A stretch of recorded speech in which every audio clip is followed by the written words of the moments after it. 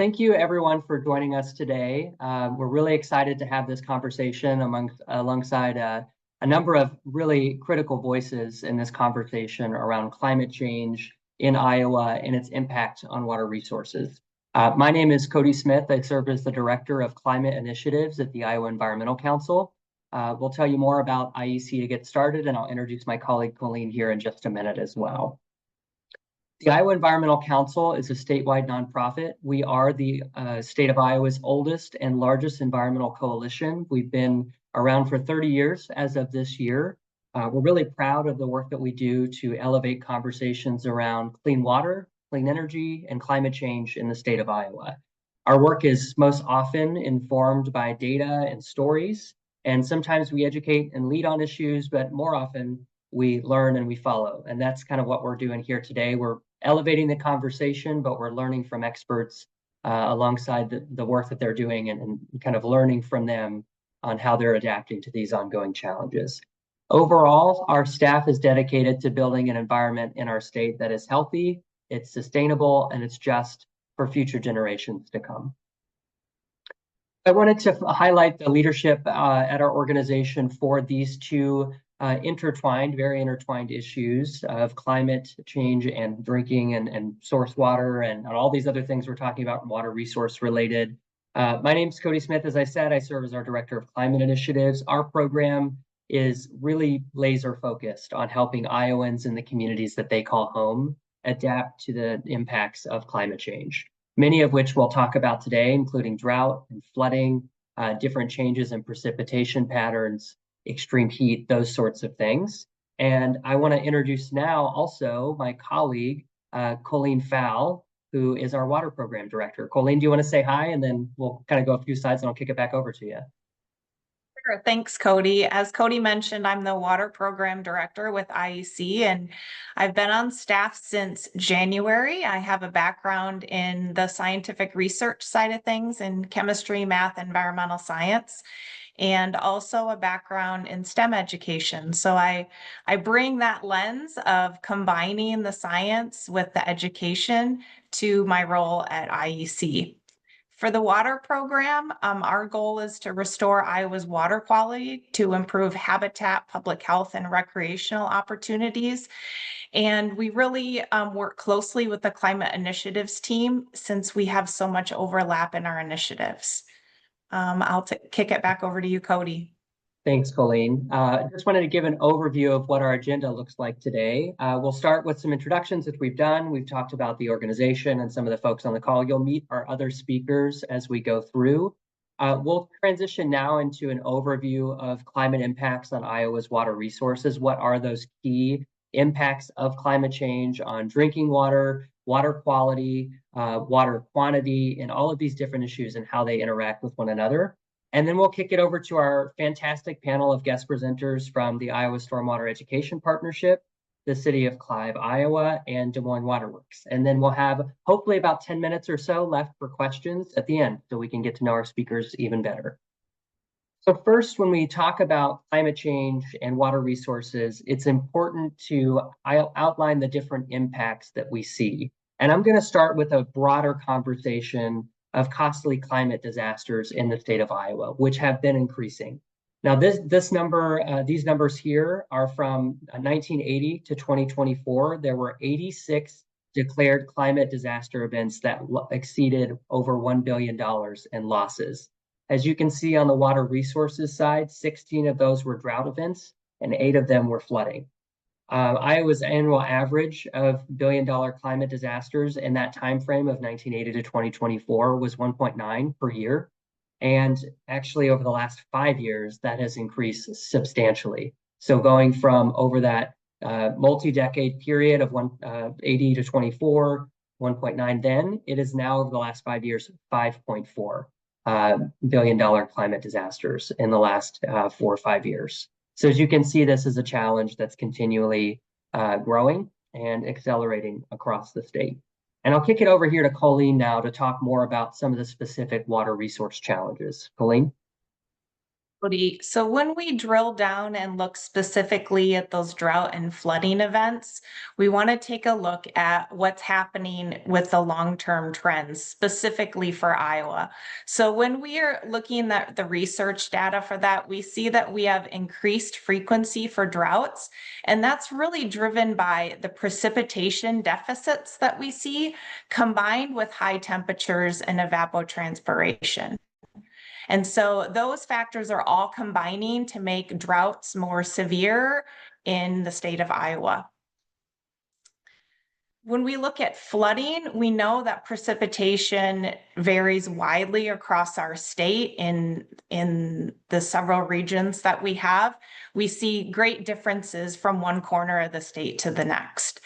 But overall, when we're looking at climate trends, the flooding is projected to increase between 0.2 to 0.5% by 2050 and become more intense and variable.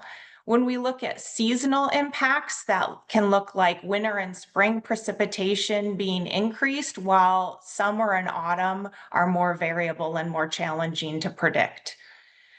In all, this increased flooding, though, is going to mean increased runoff for the Mississippi River and Missouri River basins.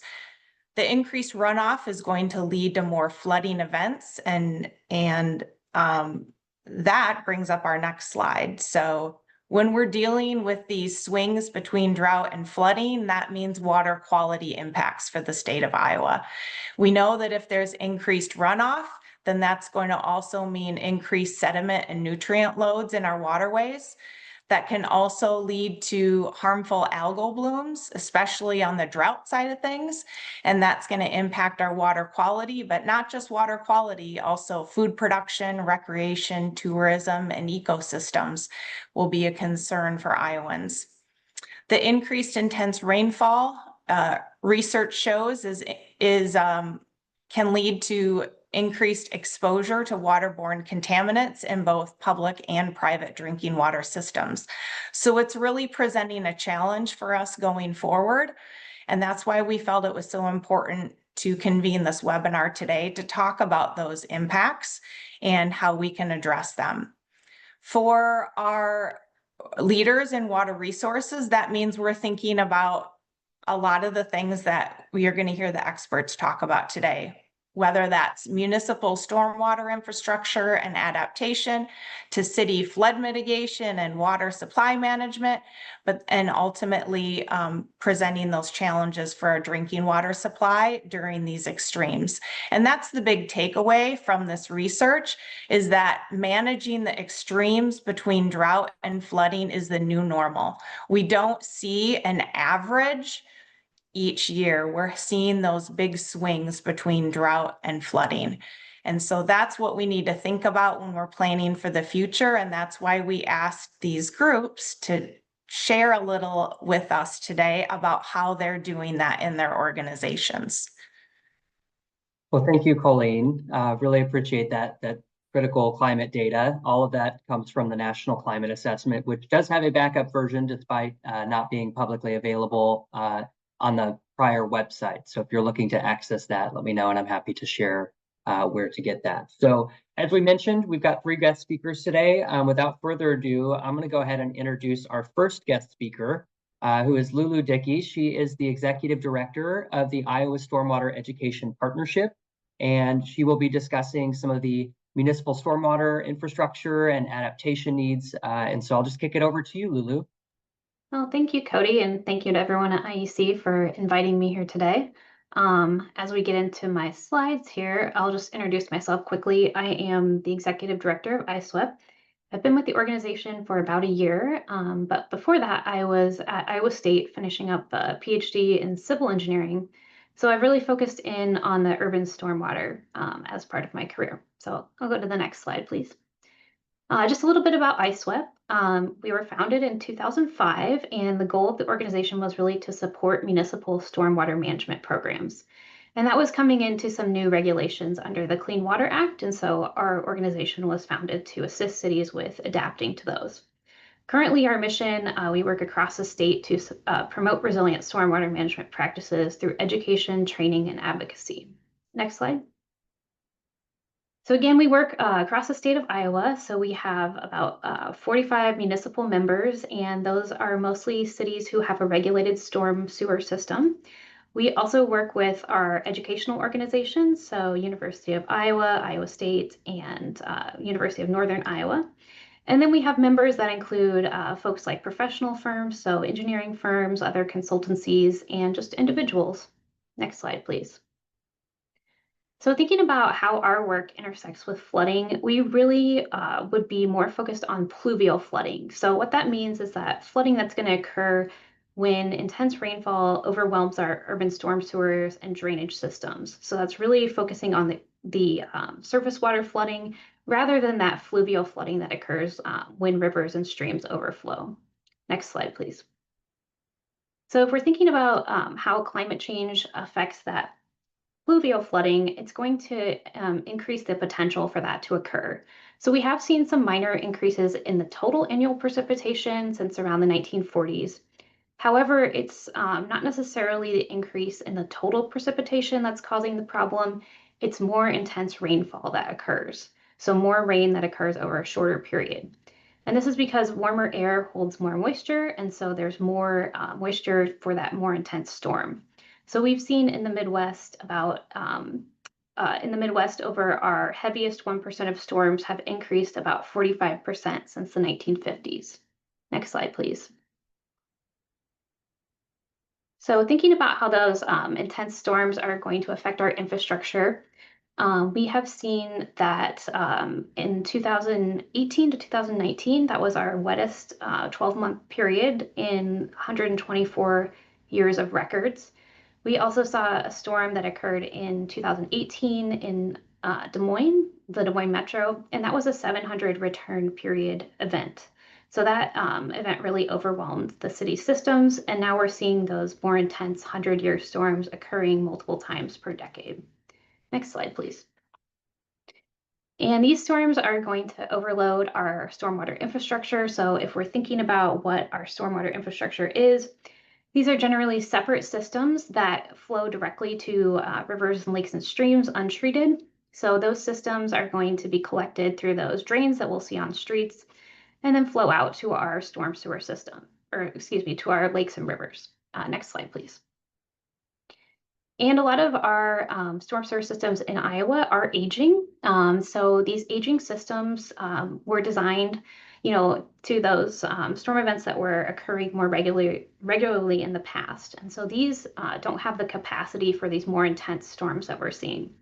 So some work by the ASCE looked across the nation and found that more than 60% of our municipalities feel that aging infrastructure is a major concern for long term. And this is just an example from my hometown in Burlington, Iowa.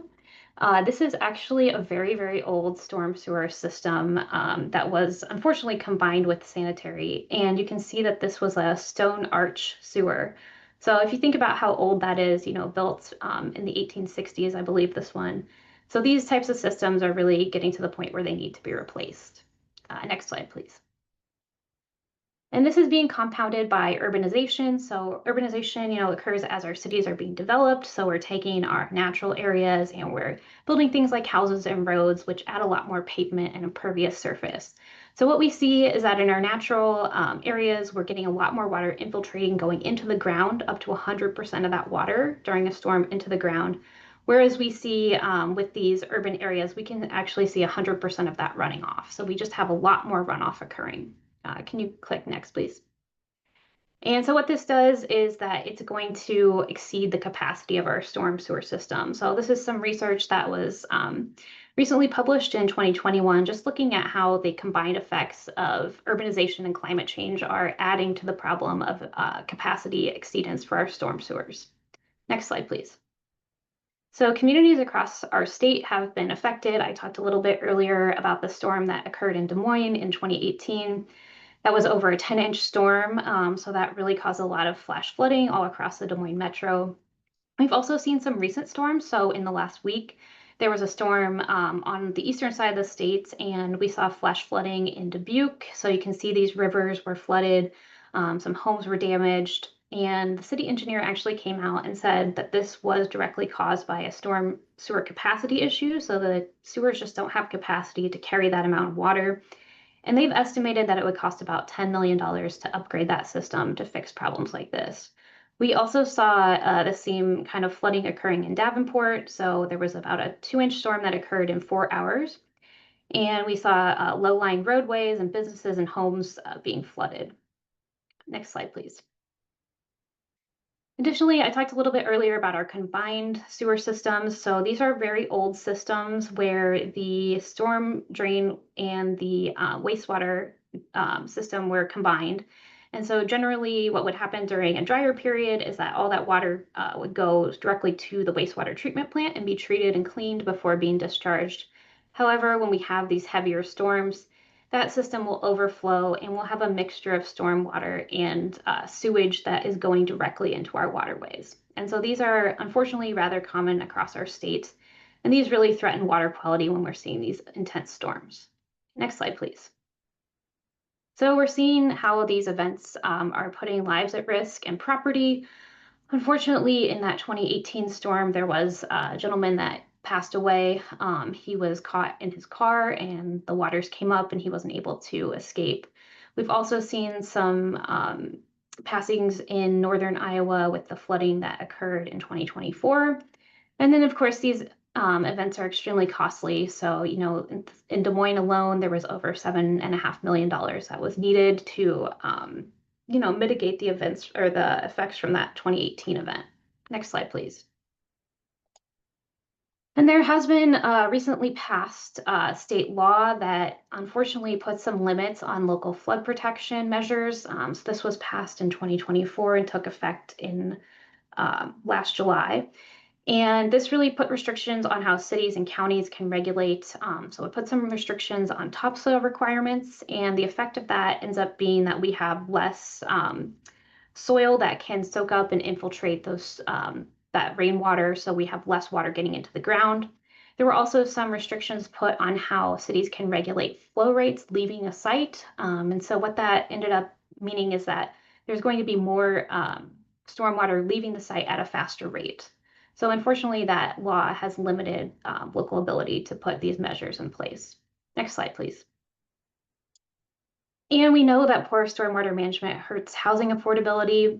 So there was some support for the law that passed based on wanting to make housing more affordable because there was a perception that some of the stormwater management practices added to cost of housing. However, poor stormwater management is actually worse for housing affordability. So what we see is that in the rental market, when there's a flooding disaster, especially for our more vulnerable low income or more affordable housing units, we're seeing at least a 5% increase in the average rents.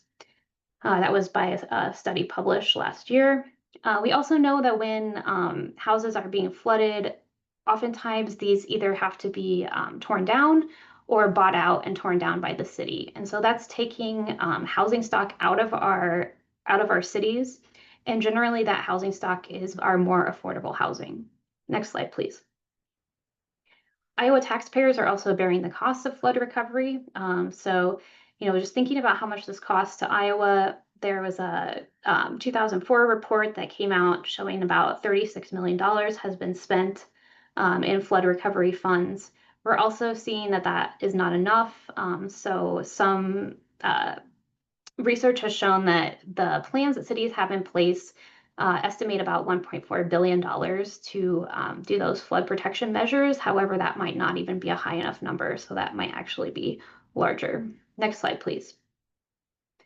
And we know that repairing the damage from floods costs significantly more than implementing proactive measures.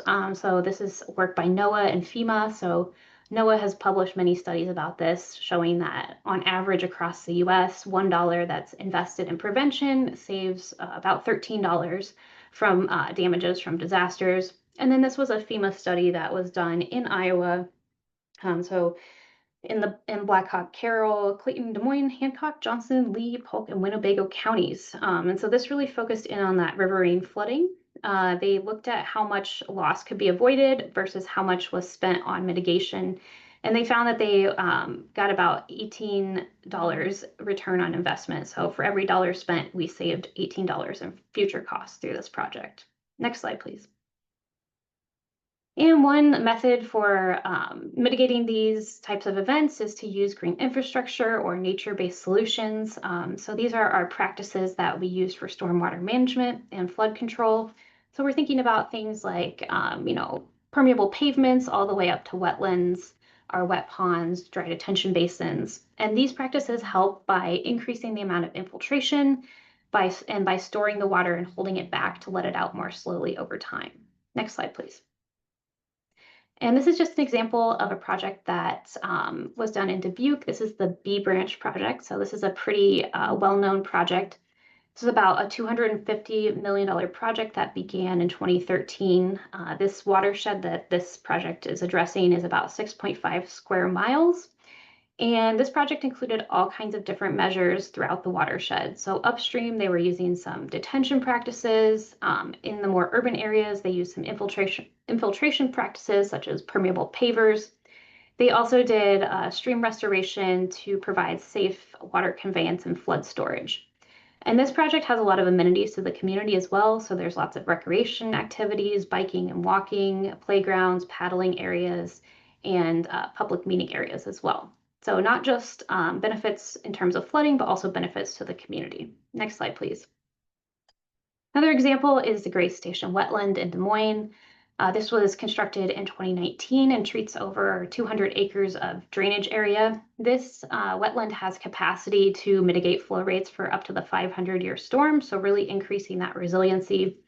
There's also some nice recreation opportunities, including a walking and biking path.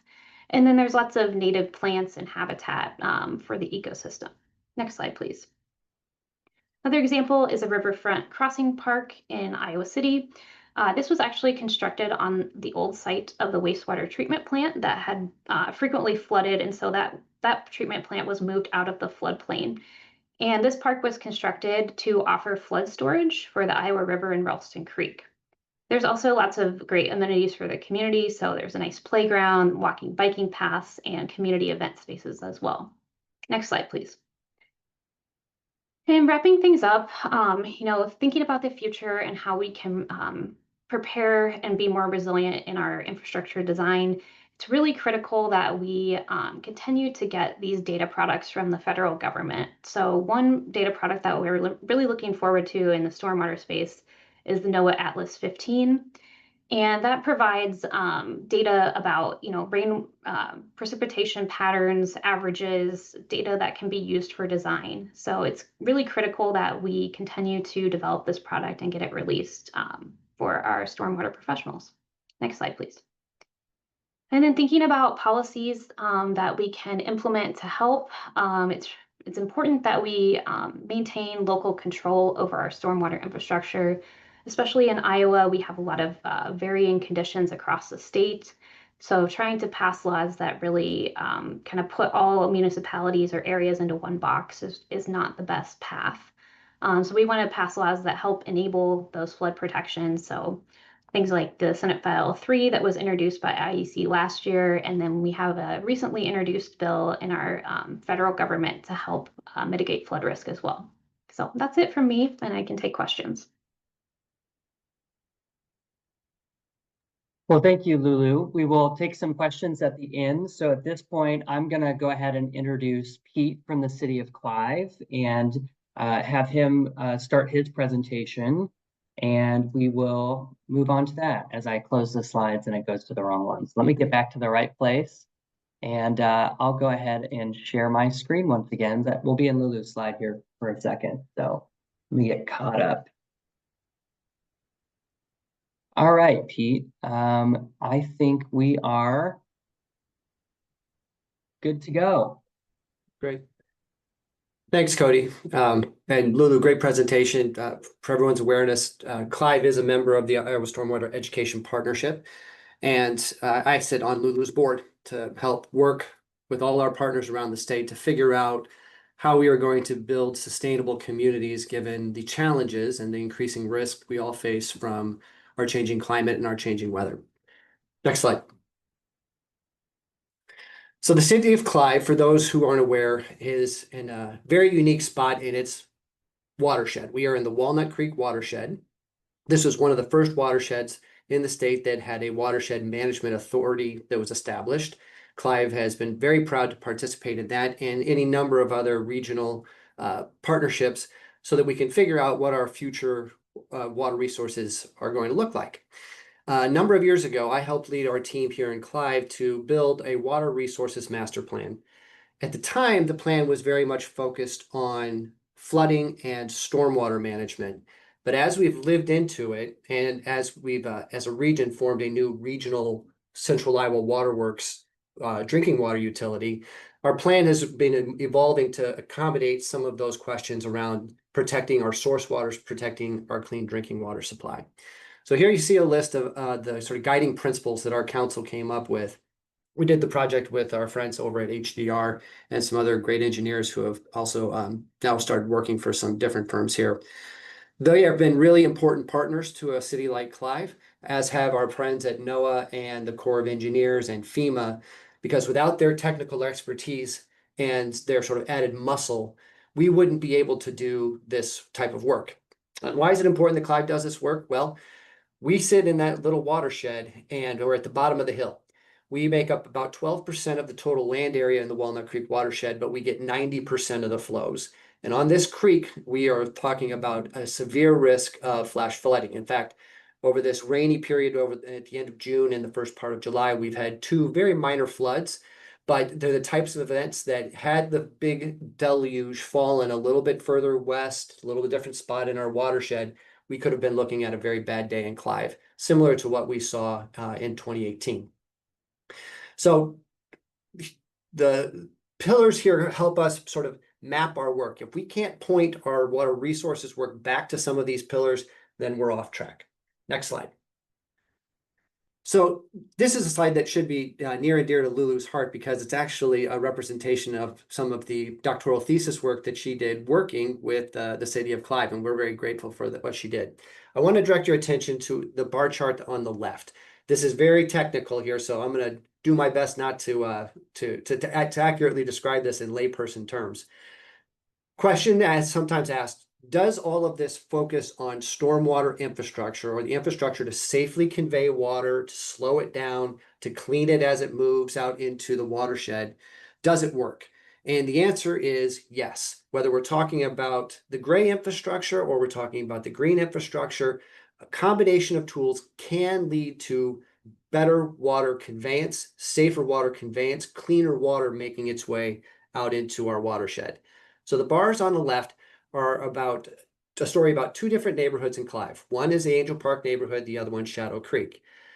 These were both built in the sort of mid-2000s, but the key difference is in 2016, Clive passed its post-construction stormwater ordinance, which is a set of requirements for developers and redevelopers to meet so that we get good water quality and water quantity outcomes for the benefit of the entire system and the benefit of the entire community and the benefit of the watershed. Angel Park was built before that regulation was in place. Shadow Creek was built afterward. What you see in the red there is sort of what we're calling the post-development flow rate, or the the curve number there, how the water is coming off of the landscape after all of the new impervious of driveways and streets and roofs and sidewalks, so forth, after that was introduced. And so you can see that in the pre-development condition on the blue bar, we were catching and infiltrating more water where it lands. We were conveying it more slowly than we were post-development. Now, the Shadow Creek development was established after the manual was in place. And I'm very happy to report that because of those proactive steps, those thoughtful steps that our council took, we now see flows coming out of Shadow Creek that are very similar to what we saw pre-development. This stuff works if you do it right. Next slide. So now we're going to look at an animation. So Cody, go ahead and hit play on this, and I'm going to talk over it. Probably the biggest issue that Clive faces when it comes to our future with water resources is flooding. And this animation we created with our partners at FEMA and with the Corps of Engineers, it actually is an animation that anticipates a watershed that is completely built out. all the new impervious, all the way up to Dallas Center. But even with all that impervious, this story about Clive's flood risk is really a story about intense rainfall, more frequent big events that's coming. This is the southeast corner of Clive, right next to Windsor Heights. This is an area that's adjacent to Walnut Creek after North Walnut Creek joins it. And this is showing you what a 1% likelihood event looks like in Clive in the future. The 1% event is oftentimes called the 100-year flood, but that, as I hope many of you know, really creates this misconception that we would only expect to see an event like this once every 100 years. The truth is, Clive has to prepare for these things happening more like on a 1 to 3, once out of every 3, once out of every 5 years basis. It's a very, very high level of risk, big risk to people and to property. That event, you can see their cars completely submerged. We could put our toes in the water there at that edge and look north across the rest of the watershed and look across about a mile of water. This is severe risk for Clive. Now, let's go ahead off to the next slide. The good news is there are a lot of things that we can do to build resilience, to build good education and awareness in the Clive community. And our community in Clive, especially businesses and residents who live near the creek or in some of these most flood-prone neighborhoods, they've been excellent partners to work with. Over the last, since 2018, really, when our council decided, all right, no more rinse and repeat, we're going to start doing some things to really build up our muscle in the community to build more resilience to flooding. We've seen great adoption, great progress. Here's one example of that. We do a whole lot of things around flooding and preparedness, but one we're proud of is the community rating system participation. As of right now, and of course, we'll see what the future means for the flood insurance program and FEMA and our federal partners. Lots of changes happening there. But as of right now, Clive has achieved, the only community in the state of Iowa has achieved a Class 4 community rating system rating.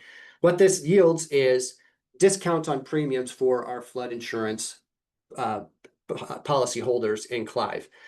You can also see there how we look compared to the rest of our region. There's only a handful of cities in the region who have achieved the Class 4 status, just Clive it looks like, and then nationally we are one of just a handful as well. Why is this so important? Well, yeah, we want to get a great benefit and a reduced premium for residents and businesses, but more important than that is what we do to earn this. And that is all of our communications to residents about their risk, hardening infrastructure, moving people and property and things that are vulnerable out of the floodway. This helps get you points, and then that turn gets you a better rating. This is just one example of something that Clive does. Next slide. Another big step that we've taken in response to this risk is executing a voluntary flood-prone property buyout program. That area there represents about 50 properties and additional millions of dollars that would need to be spent to be able to achieve the buyout and then redevelop that into a more resilient neighborhood. But the investments have been substantial. The city has put in millions on its own, but the big money thus far has come from the federal government. So I'm going to make a quick aside here and say that as we see changes at the federal government potentially happening with FEMA, and as we see potential changes at the state level as well, a city like Clive has to decide to be prepared for our future climate reality with these bigger events. Do we need to somehow decouple ourselves from our financial dependence on those federal and state partners? Maybe, maybe not. We're talking about it. The truth, though, is when the bad day comes, there's not a community in the state of Iowa, in my opinion, that's going to be able to get back on its feet without help from the federal and the state level. Without that, the slow response or even the inability to respond may be confronting all of us, which would be devastating to countless numbers of families and businesses. Next slide. So now let's pivot to talking about drinking water. We've been talking about that a lot here in Central Iowa for weeks now. I want to give our great credit to our partners at Central Iowa Water Works. I also sit on that board. It's been a challenging time, but our community has really responded well. Little Walnut Creek is actually contributing to the source waters that are pulled in at Des Moines Water Works, which we'll hear about a little bit. We're not, of course, the big amount, but we're a piece of that. So we are concerned about the quality of the water that goes down the creek for drinking water, but also for recreation and for flooding and a host of other reasons. I'm not gonna, I'm gonna let the experts talk about sort of the drinking water challenge, but in Clive, our contribution to the challenge is probably less about the quality of the water that's going into the source waters and more about how we are consuming that water, and specifically how we are using that incredibly valuable resource to irrigate turf. Now, turf irrigation in Clive, we've kind of evolved in our thinking on that. We are a heavy irrigating community, but we are increasingly identifying irrigation as a kind of luxury, not something that would be necessarily prohibited unless we have to do it in times like we are in today where we have challenges with our source waters. But thinking about it also as a question of fairness and who pays rates. The bars that you, or the line graphs that you see on this chart show you gallons residential, gallons commercial that were used for irrigation. And as you would expect, as you get into those hot weather months, you see peaks. The key thing to know about this, though, is that in Clive, we use about 2 million gallons a day for our basic human needs and industrial needs, so forth. When we get into the hot summer months, we can more than double the amount of gallons per day, a million gallons per day that we're using, all for turf irrigation. It's not cheap, right? The water itself isn't cheap. Certainly the infrastructure needed to make it safe to consume is not cheap. And so in front of us right now, we have this interesting policy question. For the sake of turf irrigation, should we build or contribute to building regionally all this new water capacity, water treatment capacity? If we say yes to that, who should fairly pay for that additional capacity, knowing that a huge percent of it is just to manage the peaks that are powered by turf irrigation? Alongside that, some interesting policy questions we have in front of us will be, is it appropriate for a city like Clive to now work on incentivizing smarter irrigation use or turf replacement or other practices that would help us trim those peaks, keep our rates under control, and right-size the amount of capacity that we need to serve Clive residents and businesses? Really interesting policy questions in front of us, all of them with a very strong connection back to these increased wet weather events that we're seeing in big storms. And with that, I will pass it off. Well, thank you very much for that really interesting presentation, Pete. At this point, I want to welcome Amy, who is the CFO of Des Moines Water Works currently, but also the incoming CEO. So first of all, congratulations on your new role. We're looking forward to seeing your leadership at Des Moines Water Works. And without further ado, I'll just kick it over to you, Amy. Thank you, Cody. Good morning or afternoon. As Cody said, I'm Amy Kaler, currently the CFO of Des Moines Water Works. Many of you are probably familiar or know Ted Corrigan, who is our current CEO. And he, of course, is retiring on Thursday of this week. So he's put in 35 years at the utility, and he's entering the good life of retirement. So as Cody said, I will be assuming the CEO post beginning next week. Just for a little bit of background, because I am not as familiar of a face, I've been at Des Moines Water Works for 25 years. My formal education is financial focused. I'm a CPA, and about half of my time at Des Moines Water Works has been leading our finance operations. But the other half of my tenure here is leading our customer service and marketing activities, which is a bit of a detour for an accountant, I'll admit, but it was a great experience and gave me operational insights and an understanding of what's on the minds of customers, which I think is really important. Although I've been on the business side of the house, you really can't live within these walls for 25 years without learning and being involved in operations. Colleen's opening remarks about living in the space of extremes rather than averages really resonated with me, because I can't tell you how often we've said, we just can't wait until things go back to normal. And you know what? That time never comes. Abnormal is the new normal. Next slide, please. It is, as I said, a pleasure and an honor to participate in today's webinar, because this is such an important conversation. By way of background on Des Moines Water Works, we are the largest municipal water utility in the state and one of 12 member communities, Clive being one, forming Central Iowa Water Works, serving 600,000 Central Iowans. Drinking water, of course, we all know is critical to our communities, and we serve a vast area and a vast population. So ensuring that we're resilient to all the challenges that we face, and there are many, is always top of mind for us in a drinking water utility. Our mission and responsibility is to protect public health first and foremost and provide drinking water. So earning the trust of our customers is really at the very core of what we do. Customers have placed trust in us to be prepared during challenging times and events, and to make sure that we are preparing for building and operating a resilient water system. I mentioned Central Iowa Water Works, or CIWW. We are the largest system operator for Central Iowa Water Works. We operate 3 plants. The largest is a 75 million gallons a day plant on Fleur Drive in Des Moines. We also operate the McMullen treatment plant, which is 25 million gallons a day, and then the Saylorville plant, which is 10 million gallons a day, but is undergoing an expansion right now for an additional 10 for a total of 20 million gallons. And so because we have such a significant population and serve a vast area, we rely on surface water, not groundwater, not deep wells like smaller communities are able to do. So our 2 main primary water sources are the Des Moines River and the Raccoon River. And so with surface water, we most certainly understand the risks and feel the impacts of extreme weather conditions. About a year ago, we developed a climate action and adaptation plan, that's a hard word to say, to ensure that we're prepared for and mitigate climate change and other hazards that make us vulnerable to climate change.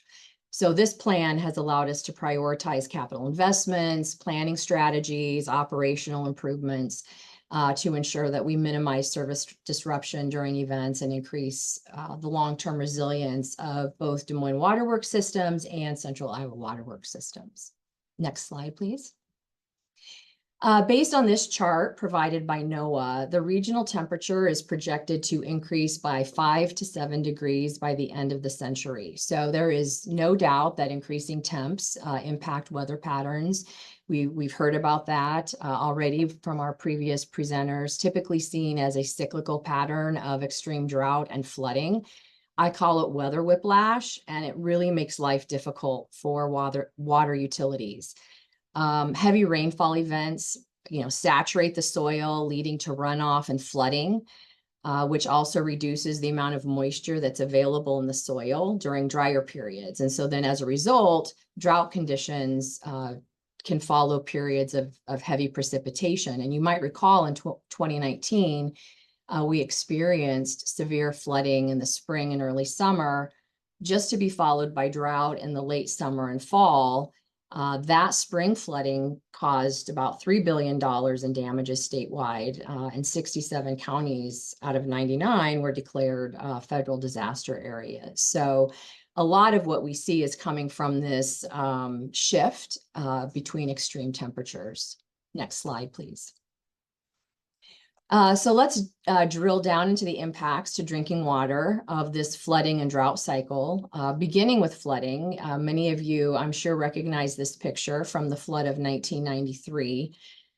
We've likely all seen the impacts of flooding, maybe even felt them personally, unfortunately.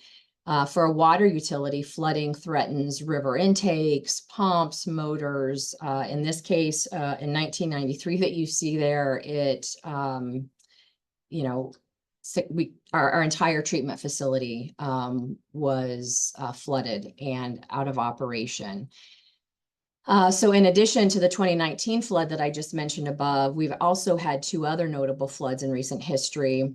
The flood of 1993, which I just mentioned, we couldn't provide water for 11 days for any reason, and we couldn't provide potable water for 18 days. And so when you look, though, at this picture, the fact that we were out of drinking water really for only 18 days, and it was a difficult period, there's no doubt about it. But there was a lot of community that came together to this region up and going with water, drinking water again. And to be able to do that in 18 days was pretty remarkable. Flooding in 2008 was broader in scope. Iowa experienced $10 billion in damage statewide, and that flood has been called the worst state disaster. Virtually the entire state was declared a state disaster area, and 80 out of 99 counties were declared federal disaster areas. Next slide, please. So if we swing over to drought, the most significant impact to water utilities is a reduction or loss of water supply, often at the same time that customers are demanding more for lawn watering or evaporative cooling. You just heard Pete mention that. This picture is the Raccoon River a couple years ago, which, you know, you can almost walk across it without getting your ankles wet. So this was a very concerning time for Des Moines Water Works and other water utilities that rely on the river. Droughts reduce the short-term water resources in the rivers, the reservoirs, all of which Des Moines Water Works relies on. And it can also concentrate contaminants in source waters, such as nitrate, which we are hearing a lot about, of course, and dealing with right now. And that increases drinking water treatment costs. The last few years from 2021 through 2024, have been drought conditions. And in fact, it has been the longest drought since the 1950s. During that time, it forced us to use the Des Moines River, which was contaminated with cyanotoxins for about 1/3 of the year. And the Des Moines River, because it's farther away from our plant, also requires more energy, more costs, more expenses to pump it to the Fluor Drive treatment plant. Drought conditions inevitably result in that increased irrigation load. Again, Pete mentioned it's almost 2 times their average day usage when residents want to water. And we haven't had to restrict irrigation for causes of drought yet, but we have been fairly close to pulling that trigger. And we have asked for voluntary management, but nothing that has been mandated. Next slide, please.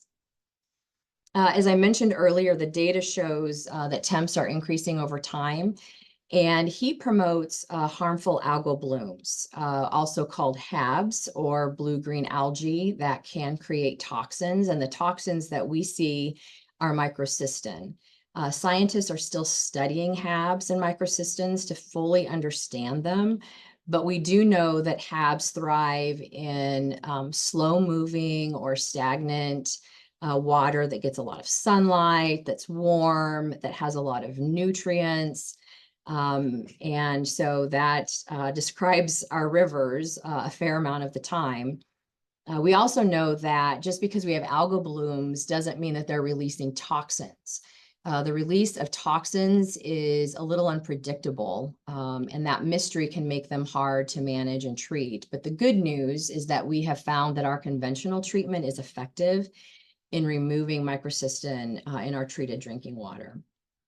As temps warm and we see more nutrients in the water to feed those algal blooms, we are increasingly vulnerable to those. So this is something that is a future consideration that we are looking a lot at, closely monitoring, studying it, trying to make sure that we are prepared to manage it when it does become a bigger issue.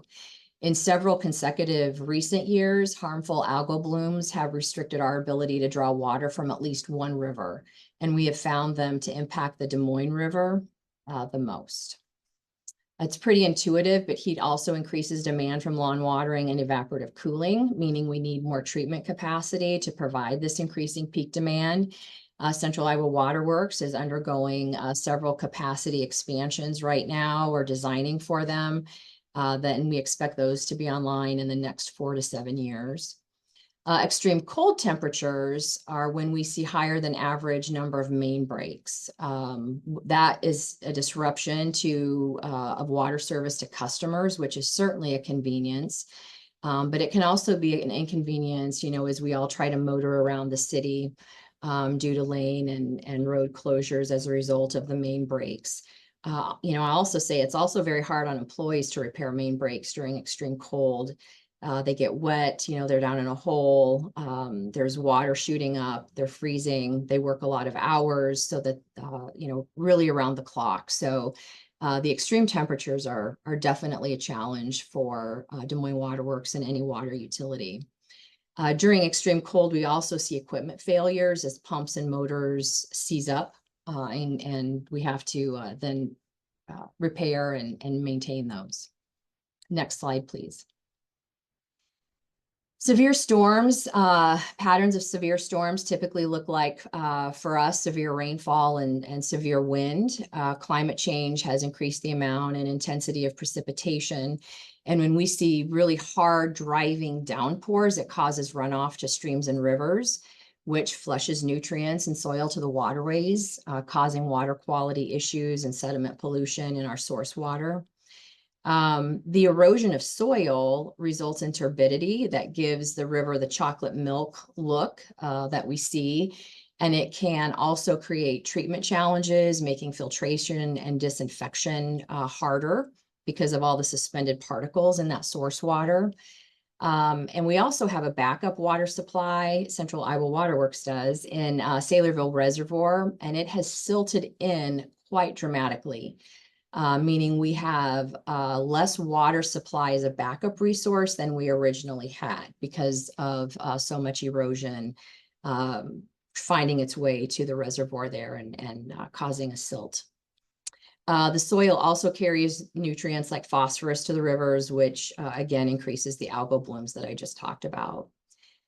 Severe wind events, including derechos and tornadoes, threaten our infrastructure. Up until a few years ago, I had never even heard of the word derecho, did not know what it meant.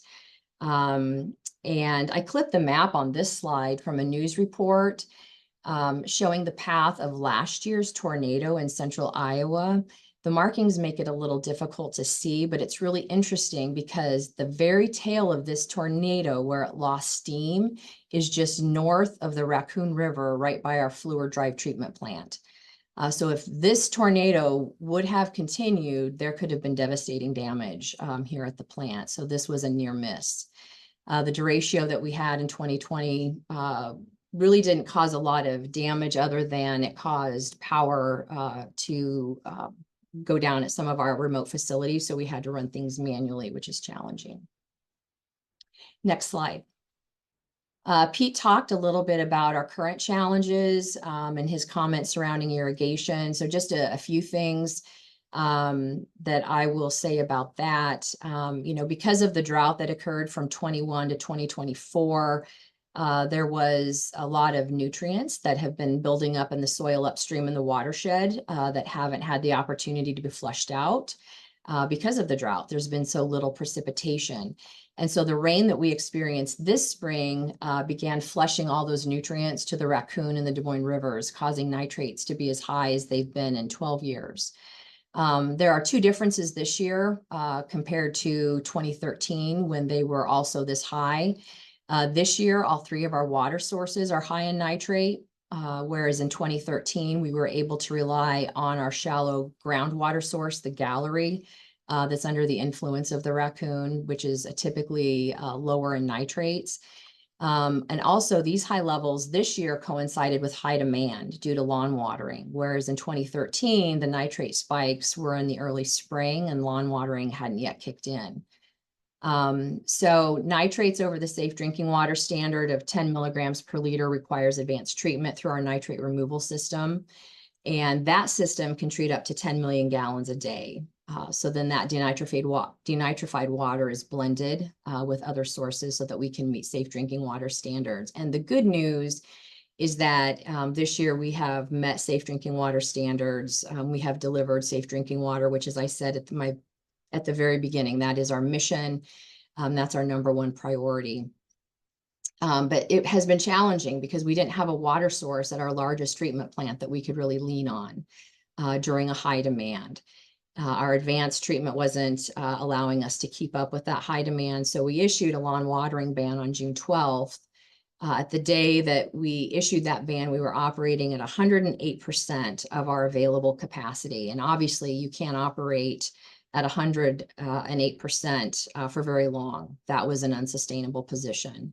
It's been over a month. The nitrate concentrations continue to bounce around as a result of our rainfall events. Most of the time they are still over 10. Sometimes when it rains, they have come under 10 because of a dilution effect. And so we are trying to find a trend line, frankly, to make sure that the nitrates are trending downward. That's not due to just dilution effects that then they'll bounce back up. So we hope we're coming out of this. Next slide, please. Strategies, for climate resilience, climate change resiliency, construction of additional water treatment plants. Since the flood of '93, we've constructed 2 additional plants.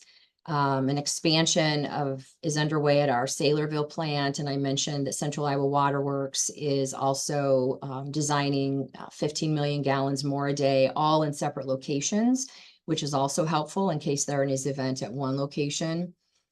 Additional water sources. We have alternative water sources that we can use in times of drought or diminished water quality. We have available to us Maffett Reservoir, chain of lakes. Members of Central Iowa Water Works and Central Iowa Water Works itself also rely on aquifer storage and recovery wells, which has been very helpful in managing this. And as I mentioned, we also own storage in Saylorville Reservoir. The nitrate removal facility, of course, is invaluable, and Des Moines Water Works is also continues to focus on building collaborative watershed partnerships.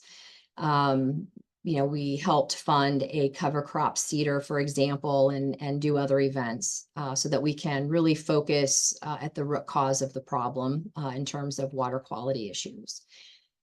Flood resilient facilities, our levees have been raised 5 feet since the flood of 1993 at a cost of $13 million.